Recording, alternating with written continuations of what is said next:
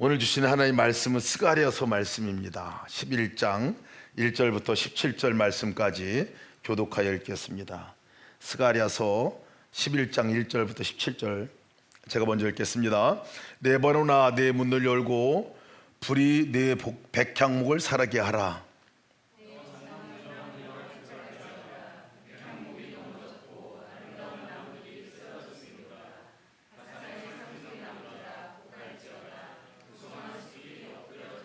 목자들의 곡하는 소리가 나며 그들의 영화로운 것이 쓰러졌음이로다. 어린 사자의 부르짖는 소리가 나며 이는 요단의 자랑이 쓰러졌음이로다.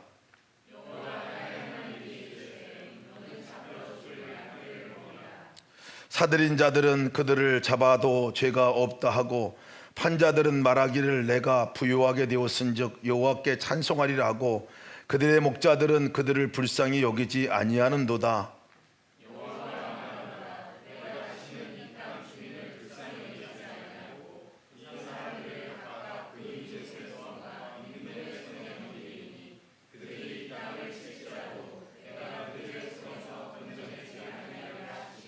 내가 잡혀 죽을 양떼를 먹이니 참으로 가련한 양들이라.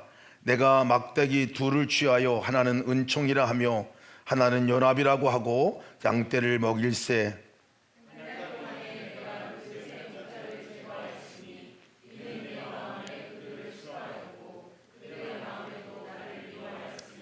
내가 이르되 내가 너희를 먹이지 아니하리라. 죽는 자는 죽는 대로 망하는 자는 망하는 대로 나머지는 서로 살을 먹는 대로 두리라 하고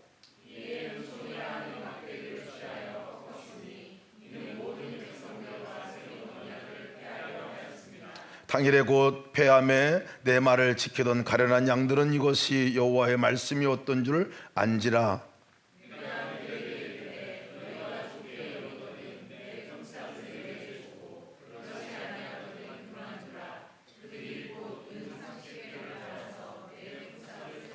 여호와께서 내게 이르시되 그들이 나를 헤아린 바 그 싹스를 토기장이에게 던지라 하시기로 내가 곧 그 은 30개를 여호와의 전에서 토기장에게 던지고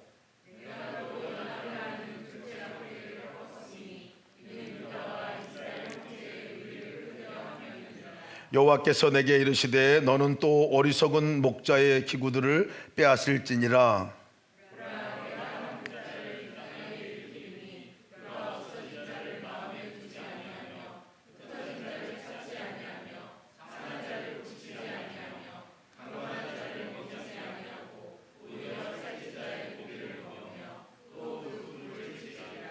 다 같이 읽습니다. 화했을진저 양떼를 버린 못된 목자여 칼이 그의 팔과 오른쪽 눈에 내리리니 그의 팔이 아주 마르고 그의 오른쪽 눈이 아주 멀어버릴 것이라 하시니라. 아멘. 아멘. 우리가 사순절을 지금 보내고 있습니다. 사순절은 예수님께서 이 땅에 오셔서 우리의 죄값을 치르시고 십자가에 못 박혀 죽으시고 또 부활하신 그 일들을 우리가 미리 40일 동안 그 고난에 참여도 하고 또 그 십자가의 의미를 다시 되새기는 주간이 이 40일 우리 갖는 사순절 기간입니다. 여러분들 이제 고난 이 사순절 한 중턱을 넘어섰는데요, 어떻게 보내고 계신지 모르겠습니다. 우리가 묵상하는 예수님, 그분이 과연 누굴까? 여러분 매일 만나며 사순절 기간 동안에 만나는 그 예수님은 누구십니까? 그 예수님을 묵상하고 나가는 그 가운데 더 깊이 있게 주님 만나는 기쁨이 있기를 축복합니다. 사순절은 십자가 예수님을 사실 묵상을 하죠. 십자가의 예수님을 묵상합니다. 십자가에 달리신 나 함께 달리신 그분을 묵상을 합니다. 그뿐만 아니라 우리가 이 사순절 기간에 꼭 묵상해야 할 우리 예수님의 이름이 있는데 그것은 목자 되신 예수님이십니다. 우리의 목자가 되신 그분, 그분이 우리의 목자가 되신 것을 함께 바라보고 또 묵상해 나가는 시간이 사순절 기간이기도 합니다. 오늘 이 스가랴 11장 말씀을 통해서 그 말씀을 함께 나누려고 합니다. 스가랴에서는 예수님이 오시기 520년 전에 기록된 이 예언서입니다. 묵시의 말씀이죠. 바벨론 포로에서 귀환한 이스라엘 백성들에게 주신 말씀이에요. 이 말씀이 520년 정도 전에, 예수님이 오시기 전에 기록된 말씀인데, 이 말씀이요 500년이 지나고 나서 그대로 말씀이 예수님에게 이루어지는, 500년 후에 그대로 놀랍도록 어쩌면 그렇게 정확하게 이루어졌나 싶을 정도로 이루어진 말씀이 바로 스가랴서 말씀입니다. 그래서 예수님에 대해서 가장 많이 예언하고 또 그렇게 말씀해줬던 성경이 있다면 스가랴서죠. 특별히 11장 말씀도 그 말씀 범위 안에 있습니다. 성경은 우리를 양이라고 말합니다. 성경에서 말하는 우리의 존재가 누구냐? 양이다 라고 얘기합니다. 근데 양이라는 그 양의 의미는 선한 의미라기보다는 길 잃은 양의 의미가 더 가깝습니다. 53장 6절 말씀 보면 우리는 다 양 같아서 그릇 행하여 각기 제 길로 갔거늘 여호와께서는 우리 모두의 죄악을 그에게 담당시키셨도다. 우리의 모든 삶이, 우리가 누구냐? 양이다. 양은 길을 자주 잃습니다. 시력이 너무 안 좋아요. 방향도 제대로 가지를 못합니다. 방향 감각도 없습니다. 위험이 닥치면 스스로 피할 수도 없습니다. 그래서 양에게 있어서는 가장 절대적으로 필요한 존재는 목자예요. 목자. 그러니까 양이다라고 하는 얘기는 바로 목자가 없으면 잃은 목숨, 죽은 목숨과 같은 존재가 양이다 하고 말씀을 하고 있습니다. 양에게 있어서는 목자가 절대적이죠. 근데 오늘 스가랴 11장 말씀을 보면 그 양에게 있어서 절대적으로 필요한 그 목자를 거절하는 이야기가 오늘 스가랴서에서 말씀을 해주고 있습니다.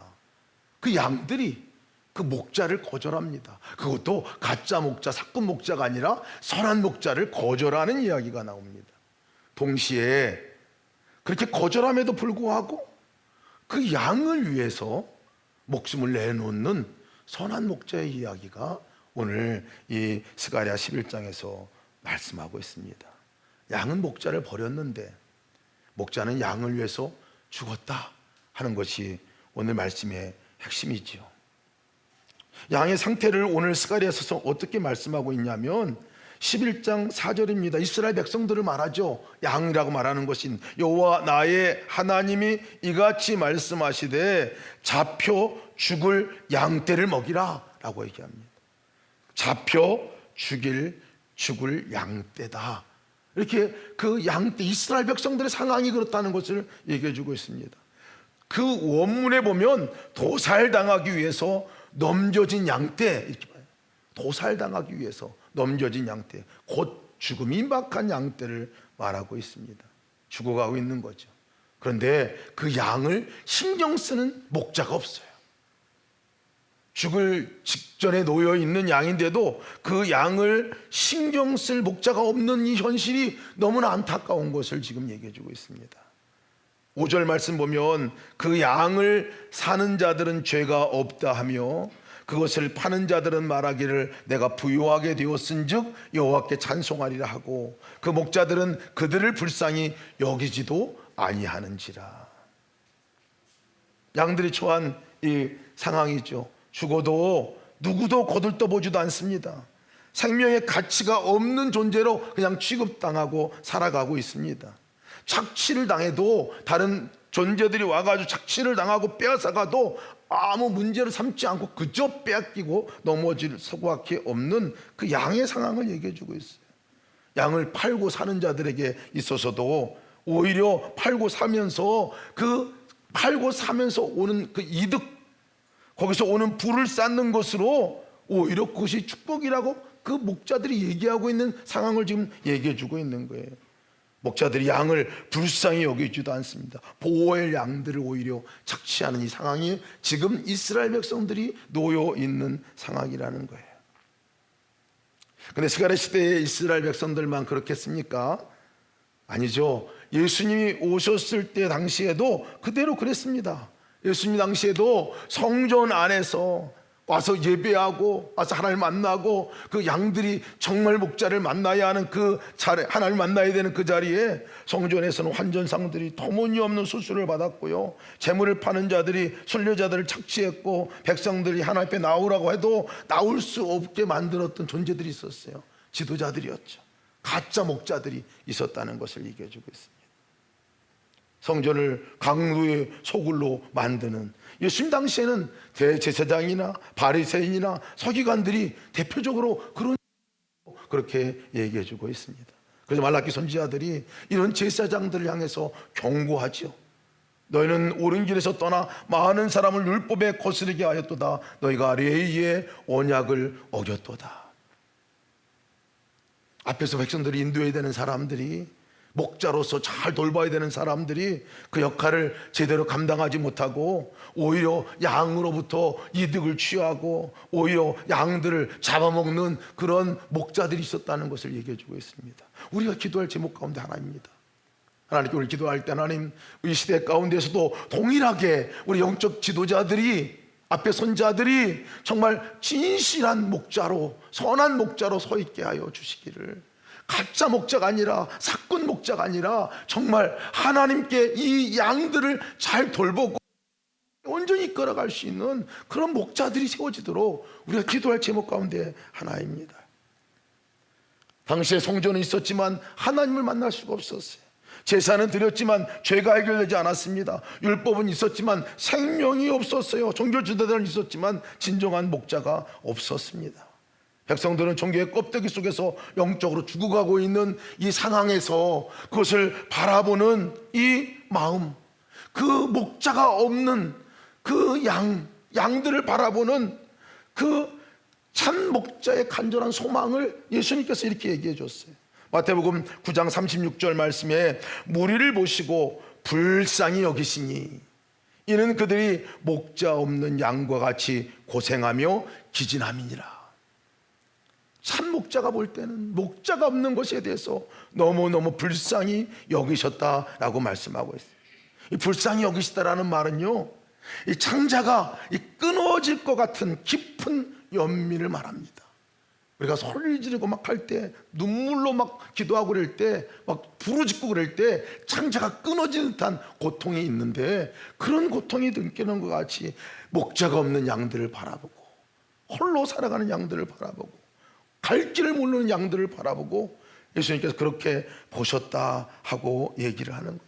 종교의 지도자들이 그 양들을 외면하고 있는 그것들을 바라보고 창자가 끊어지는 것 같은 마음으로 느끼셨다. 스가랴 11장 4절 말씀 보면 그래서 하나님이 잡혀 죽을 양떼를 먹이라 라고 명령하신 그 이유가 참 목자가 없기 때문에.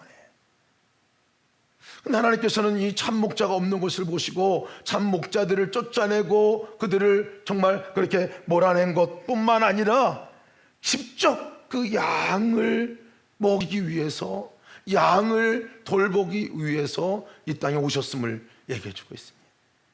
예수님이 누구십니까? 목자시죠. 우리의 양들을 구원케 하고 이끌어가고 생명을 주게 하기 위한 목자로 성육신에서 오신 분이 예수 그리스도시라는 거예요.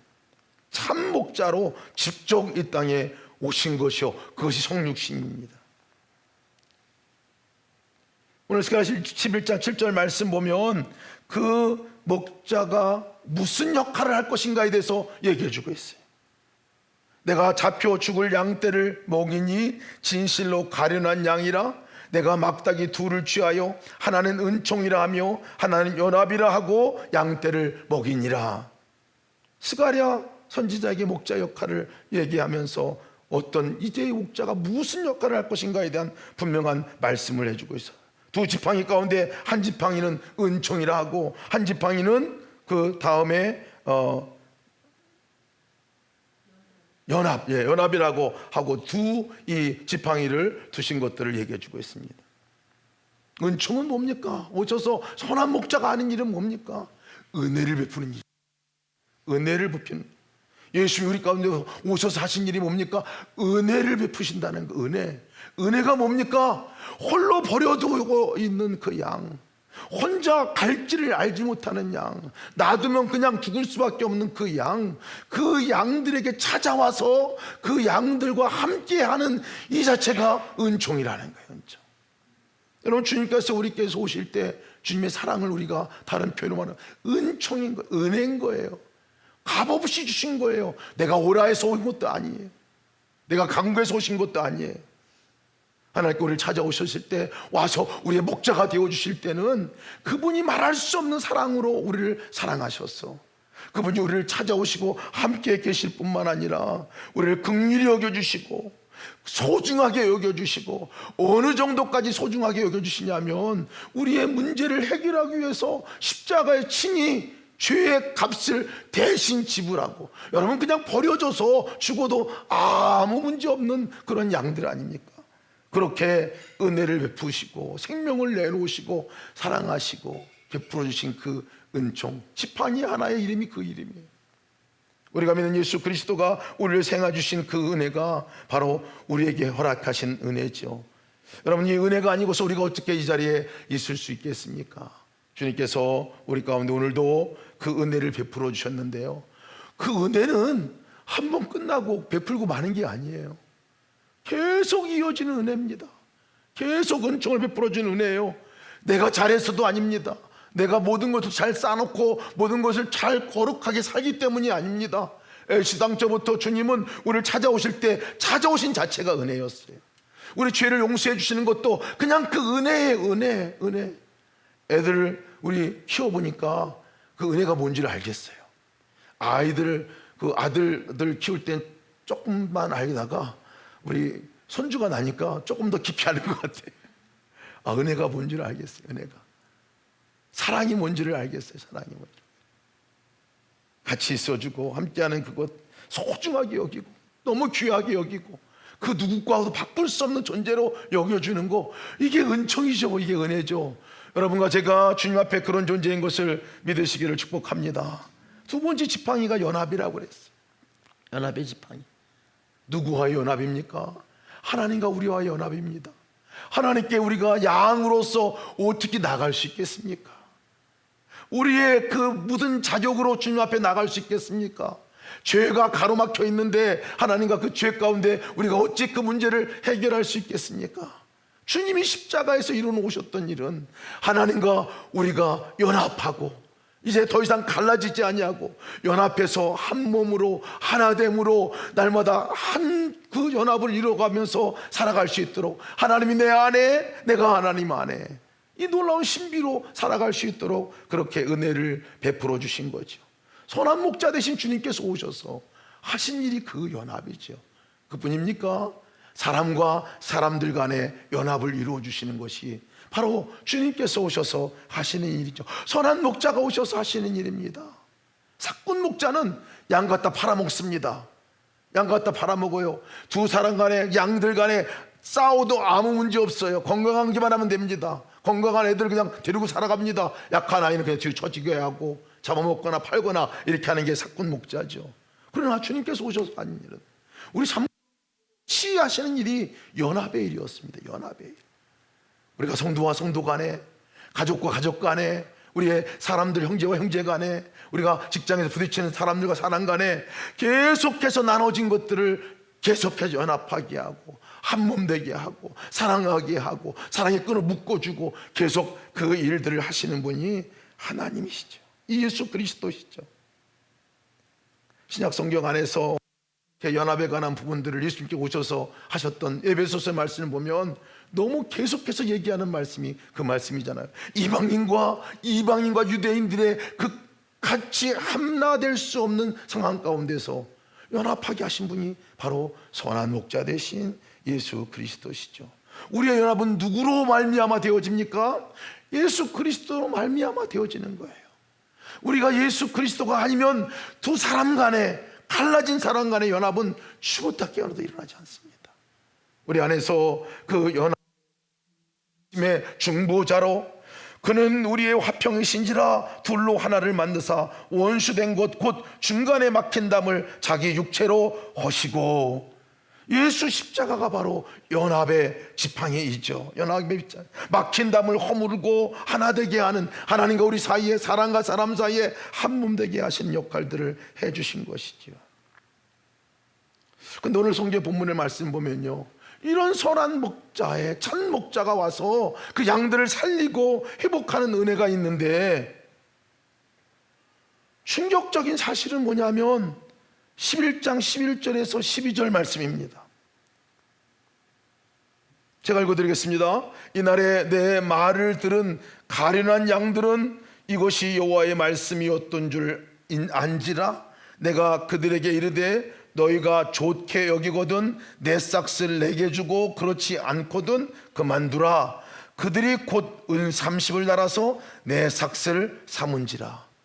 무슨 그림입니까? 이게 무슨 말입니까? 목자가 먼저 묻습니다. 양들에게 묻습니다. 내 삭을 얼마나 너희가 주겠느냐? 내 가치가 도대체 얼마큼 되는지 한번 얘기해봐라 라고 얘기를 하는 거죠. 단순한 협상이 아닙니다. 이 말은 너희가 나를 목자로 인정하느냐, 내 사유의 가치를 어떻게 평가하느냐 라고 묻는 질문 가운데 하나입니다. 근데 그 대답은 뭡니까? 대답은 목자에게 값을 쳐주는데 얼마를 쳐주냐면요, 은 30을 쳐줍니다. 이 금액이 의미하는 바가 뭘까요? 우리가 많이 들었던 이 액수입니다. 은 30냥. 출애굽기 21장 32절 말씀 보면 황소가 만일 남종이나 여종을 받으면 그 상전에게 은 30세겔을 줄 것이요. 노예 한 명 값입니다. 노예 한 명 값. 유능한 노동자가 약 4개월치 일해서 벌어야 할 임금 정도가 됩니다. 백성은 하나님께서 보내신 목자에게 생명을 맞받고 자기들을 구원한 그 목자에게 값을 쳐줬는데, 그 값을 뭐라고 쳐줬냐면 30세겔 노예 값으로 내던진 거지요. 당신 우리에게 이 정도 가치밖에 없습니다 라는 냉혹한 평가입니다. 엄청난 모욕이죠. 13절 말씀 보면 여호와께서 내게 이르시되 그것을 토기장에게 던지라. 내가 그들에게 정한 바 그 존귀한 값이라 하기에 내가 곧 은 30을 여호와의 전에서 토기장에게 던지고, 은 30을 받으라 하지 않고요, 던지라 했어. 던지라. 그 장소는 여호와의 전 성전이었습니다. 받은 사람은 토기장이었습니다. 토기장이가 누굽니까? 성경에서 토기장이를 하나님의 비유할 토기장이로 나오지만 여기서 말하는 토기장은 그런 비유가 아니에요. 그냥 흙을 빚으면서 그것을 밥벌어 먹고 사는 아주 작은, 어떻게 보면 노동자 가운데서도 가장 천한 낮은 직업을 말하고 있는 게 토기장이에요. 은 30을 성전 토기장에 던지는 것, 하나님을 거절하고 하나님을 거부하는 사람들을 고발하는 그 이야기입니다. 하나님의 모욕을 기록해 놓는 이야기입니다. 그런데 이것이, 이 장면이 500년 후에 예루살렘에서 그대로 재현됩니다. 이 말씀이 그대로 일어나요. 마태복음 27장 5절 7절 말씀 보면 유다가 은 30을 성전에 던지고 대제사장들이 그곳으로 토기장의 밭을 샀다, 그렇게 하고 있습니다. 오늘 이야기는 버려진 양들을 구원하고 버려진 양들 위해 찾아오고 정말 단장이 끊어질 정도로 애통하면서 그 양들을 사랑했던, 그 양들을 사랑했던 목자, 그 목자의 은총과 그 목자의 연합의 그 일들을 소개함으로 시작을 합니다. 근데 끝은 은 30냥으로 끝납니다. 열심히 된 가치가 노예값인 30냥으로 받고 팔아버린 거지. 우리가 예수 그리스도에 대한 평가를 도대체 어떻게 내려야 하는가? 나는 주님을 도대체 얼마만한 그 존재로 여기고 있는가? 우리가 물어야 합니다. 은총과 연합을 가져온 목자에게 우리 인간은 노예값을 전도 버렸습니다. 그것뿐만 아니라 그 목자를 십자가에 못 박아 죽였죠. 십자가는 그래서 인간의 거절이 만든 사건입니다. 마태복음 26장 14절에서 15절 말씀에 그때 12 중 하나인 가룟 유다라는 자가 대제사장들에 가서 말하되 내가 예수를 너에게 넘겨주리니 얼마나 주느냐 하니 그들이 은 30을 달아주거늘. 그대로 예언이 이루어집니다. 토기장에게 던지라는 것도 유대 성소에 던지고 토기장에게 밭을 샀다 하는 말씀에서 그대로 이루어집니다. 은 30에 이렇게 팔아낸 유다, 가룟 유다만 그랬겠습니까? 성경은 요한복음 1장 11절 말씀에 자기 땅에 오매 자기 백성이 영접치 아니하였더라. 꾸준히 예수 그리스도를 거절하고 오셨지만, 세상에 오셨지만 그 예수 그리스도를 계속 거절하고, 예수님은 자기 백성이 계속 거절당했습니다. 은 30은 거절의 상징이에요. 거절의 상징. 예수님을 노예값에 팔아버린 값진 것이지요. 십자가의 처형은 단순한 처형이 아니라 그냥 죽은 것이 아니라 사실은 우리의 거절로 인해서 십자가까지 내몬 사건이지. 예수님을 왕으로 섬기지도 않을 뿐만 아니라 목자로도 원하지도 않고 그냥 결국 자기 입맛에 맞지 않으니 십자가에 내몰았던, 그것이 십자가의 사건입니다. 인간의 거절이 만든 사건이 십자가죠. 그러나 목자는 어떻게 했냐 말이에요. 그런 상황에서 그렇게 은 30냥에 팔려가고 노예값으로 팔려가고 십자가에서 그 배반과 거절당함으로 그 십자가에 죽으셨던 그 예수님, 그 예수님이 도대체 어떻게 하셨냐는 거예요. 그 목자 되신 예수님은 끝까지 그 양을 버리지 않으셨다는 거예요. 끝까지 그 양들을 위해서 해야 할 소명을 버리시지 않으셨다는 거예요. 목숨을 내놓는 일, 십자가의 모욕과 수치를 당하는 일, 그 일을 내려놓지 않으셨다는 거예요. 끝까지 단장이 끊어질 정도로 사랑하는 사랑으로 십자가 위에서 돌아가신 분이 예수 그리스도시죠. 나는 선한 목자라. 선한 목자는 양들을 위하여 목숨을 버리거니와.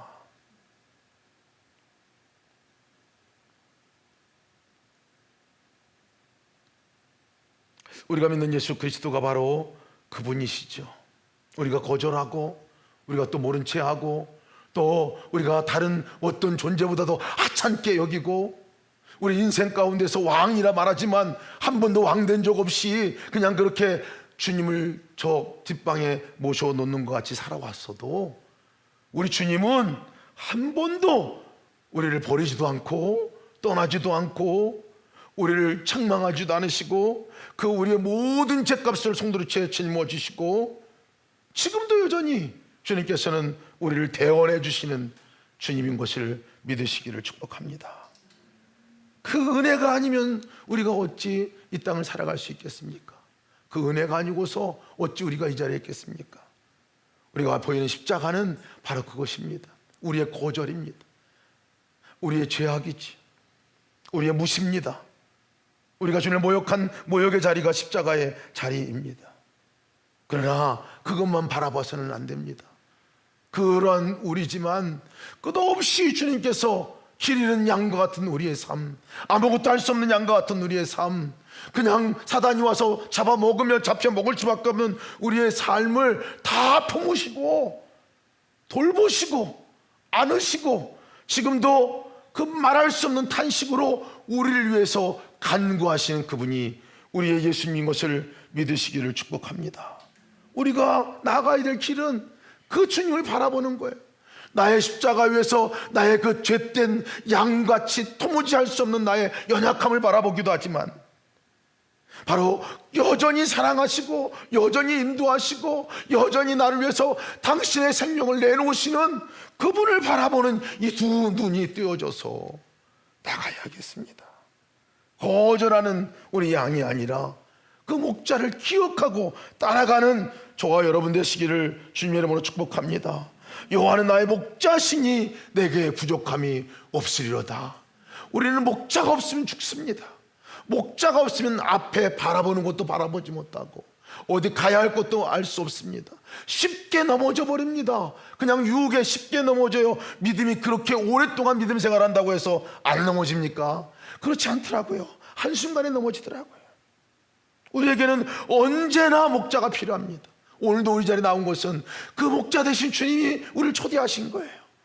우리를 건져내시고 우리 삶 가운데 우리를 이끌어주시고 우리를 보호하시고 우리에게 생명을 넣어주시고 갈 방향을 알려주시고 우리에게 그 살아갈 힘을 넣어주시기 위해서 오늘 이 밤에 우리를 불러주신 줄을 믿습니다. 고백합시다. 주님은 나의 목자십니다. 고백하고 선한 목자가 있습니다. 내가 주님 없으면 죽습니다. 주님 기꺼이 나를 위해서 죽으신 그 주님 붙들고 내가 나가겠습니다.